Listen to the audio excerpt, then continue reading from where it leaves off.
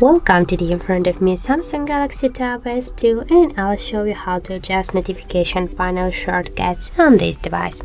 So first you should open notification bar, and right there on the right upper corner tap to the more icon, to this three dots icon. Now just tap here to button order, and here as can you see we got all available icons on our notification panel.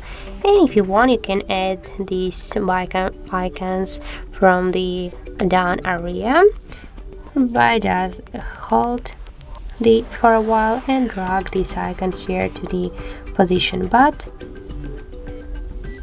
by this way.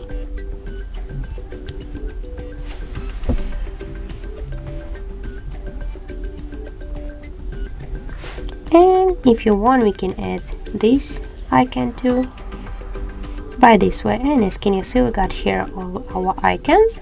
And if you want to just remove some icon from the notification panel, just hold for a while and drag it here to this down section by this way. For example, this one. Also, we can just move all of these icons if you want. And if you want, also we can just change the position of icons. Just hold for a while and here drag to the position how you want to change the icons. And that's it. Then just tap to down and you will see all the changes. And that's how it looks. If you find this video helpful, leave like, comment and subscribe our channel.